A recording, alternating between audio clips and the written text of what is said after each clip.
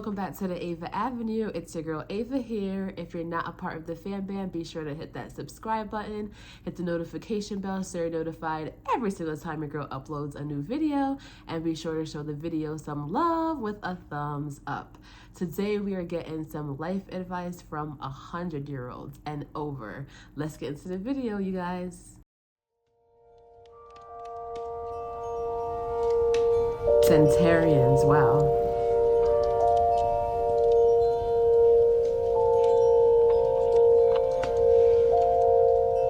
I think I've done all that I wanted to do. As long as I can be helpful and keep going, that's the main thing. My name is Clifford, but call me Cliff Crozier, and I was born on 6th of September 1915. Makes me now 101. I was born in Birkenhead, in the Wirral, Cheshire. Apart from the war and the time I was at college, I've been all there all my life. Wow. I've been retired now for 38 years. It always pleases me, though, that I keep robbing the government, really, of my pension. It's just that you keep going. It's only a number. 101 is only a number. And you live for the day. A spot of whiskey occasionally helps, although it's not on the national health.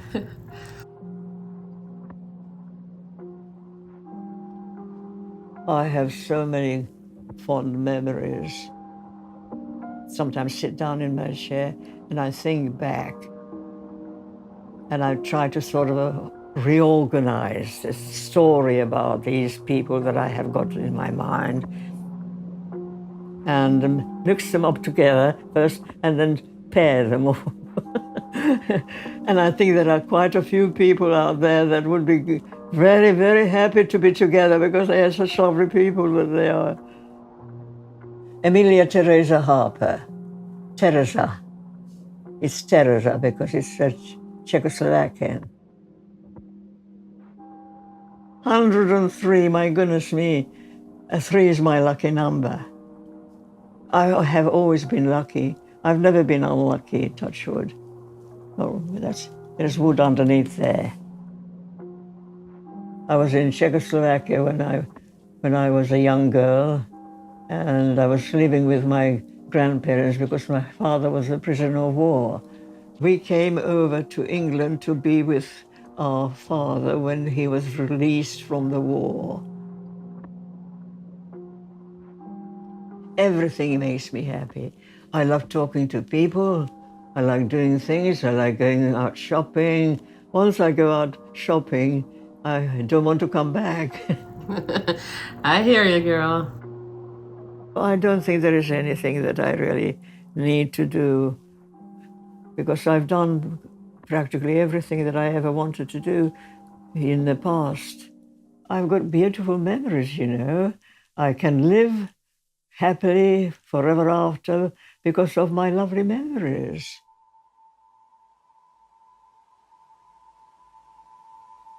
Do you know Sri Lanka? I climbed up the tower there, Sirigura, which is 600 feet up to the top. I've always been fond of the water, and I did a lot of yachting when I was young as well, another part of my misspent youth. My name is John Dennerley. I'm 102 and a half. I was born at an early age, before World War I, in Denton, Manchester. I've had a relatively easy life, even with the RAF 5 years of war. It was an adventure more than a penalty, even amongst the bombs. But I wasted a lot of time, my childhood, entertainment, that sort of thing. even staying up till sometimes right through from midnight right through to breakfast time, and Mother would come down in the morning and say, "Haven't you been to bed, John?" And I'd say, "No, I've been listening to the Schenectady, New York on the radio with the jazz band."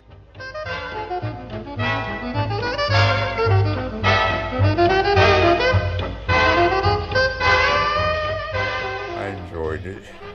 And then sort of settled down once I became a pharmacist.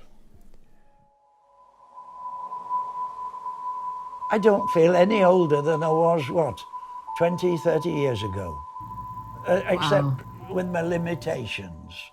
I don't feel 29, but say 79, 69, 79. I'm not going yet. I'm still strong.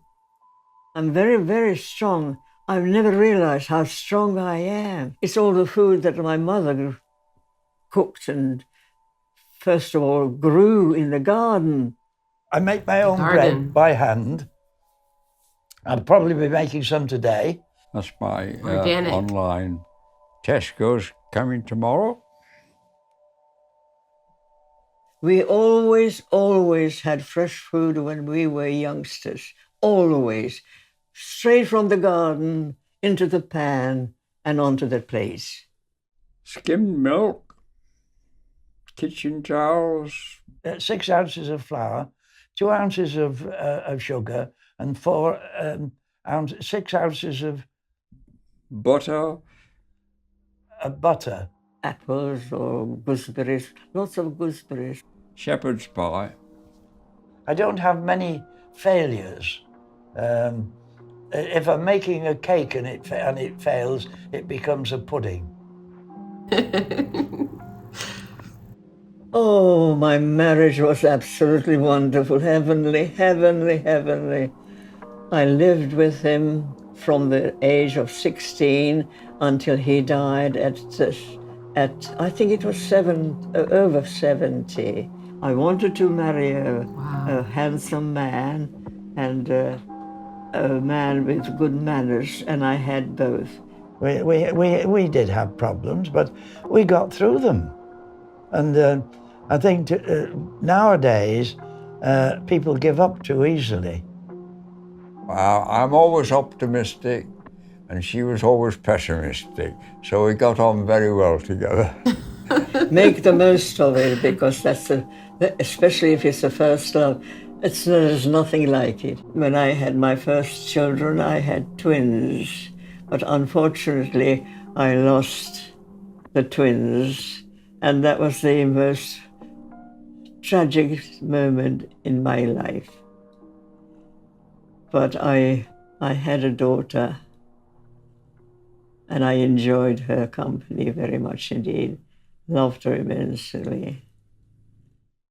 When I lost my first baby, it was one of the twins went, I was devastated. Eventually, of course, you get used to it, because life goes on regardless. You get healed, and what you never forget. So, it's really wonderful to have something left behind, even if they are no longer here. They're there, they're in your mind, they're in your air, all around you. It's really a wonderful, wonderful feeling. I think a lot of my children, even today, after all these years. I can still sit here and I can talk to them, and as if they were still alive. When people pass this way, they hear me talking to myself. They think I'm crackers, but I'm not crackers. I'm only just thinking about my children.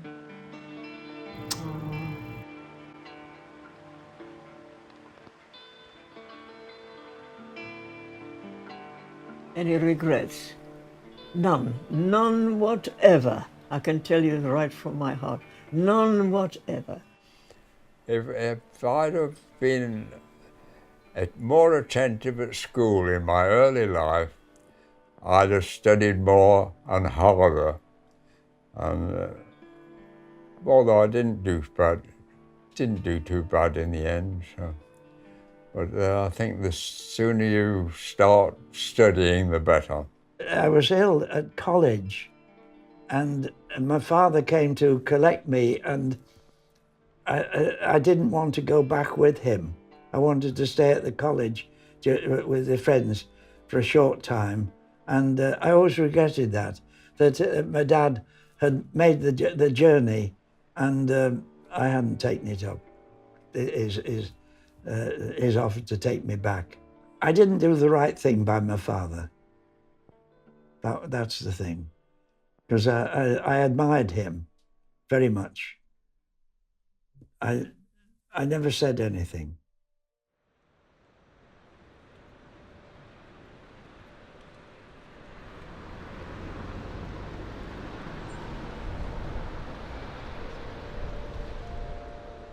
You've got to keep up with the times. So what was good in sort of 80, 90 years ago doesn't work these days. Communicate, speak with your parents, and take their advice too, or at least consider it. You don't always have to follow it, but certainly don't throw it out of the window. I recommend anybody, if they find the right husband, to marry. Not just live together, marry. Be closer and closer. It seems to me as if you are happily married and happily living, that is the finest remedy for all ills, because everything is in perfect harmony.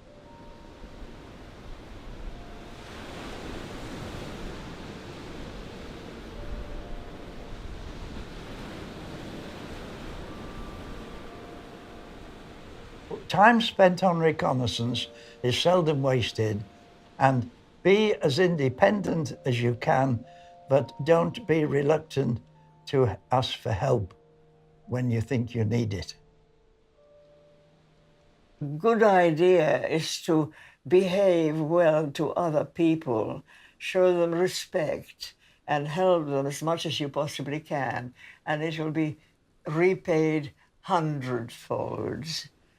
My motto for life, there was an old Scottish comedian, Harry Lauder, Sir Harry Lauder, who used to sing, "Keep right on to the end of the road." And that's my motto.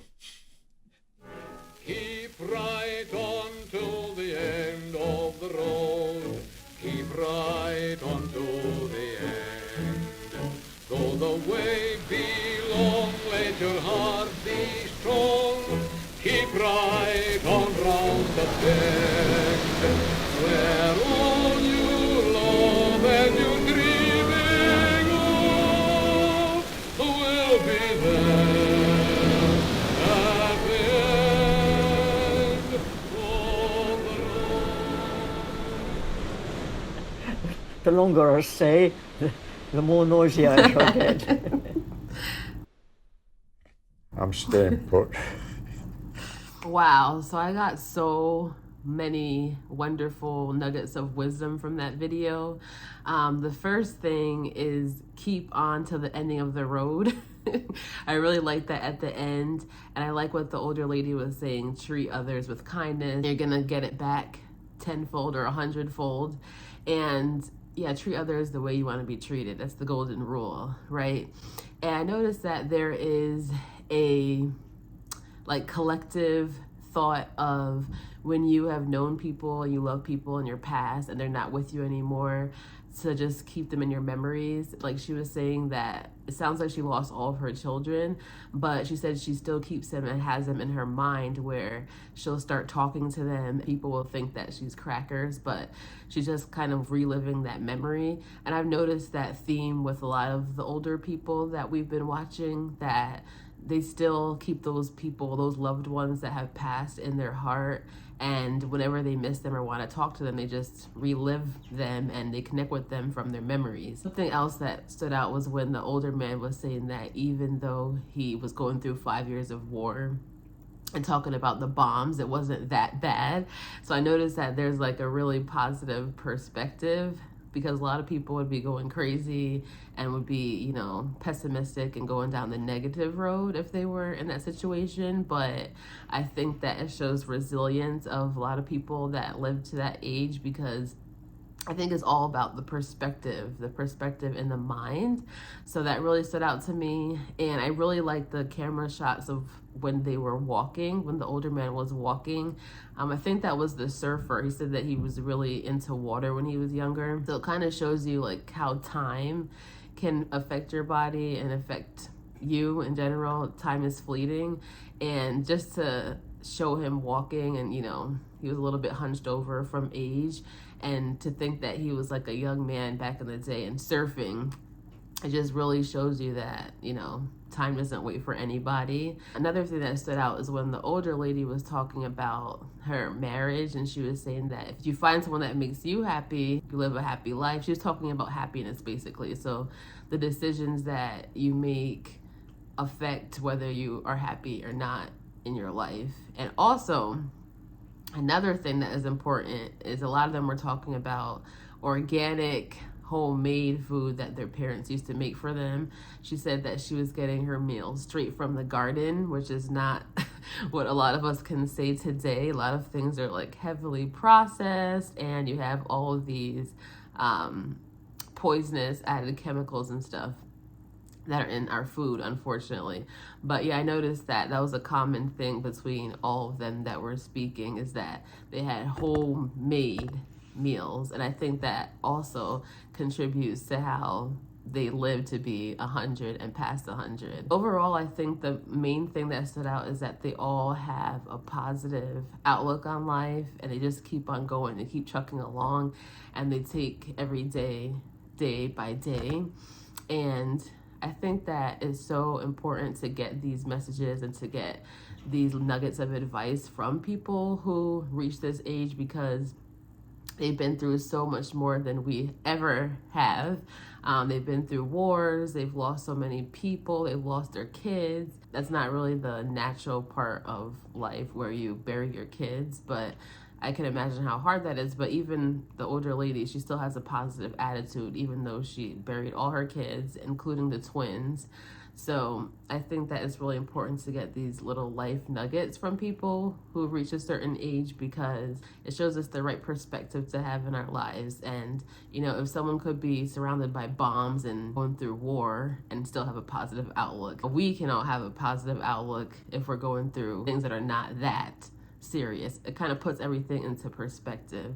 So yeah, I love getting life advice from older people like this.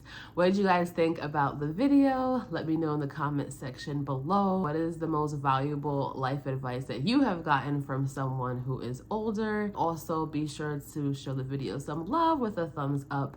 And if you're not a part of the fan band, be sure to hit that subscribe button. Thank you guys so much for watching, and I'll see you in the next video. Later.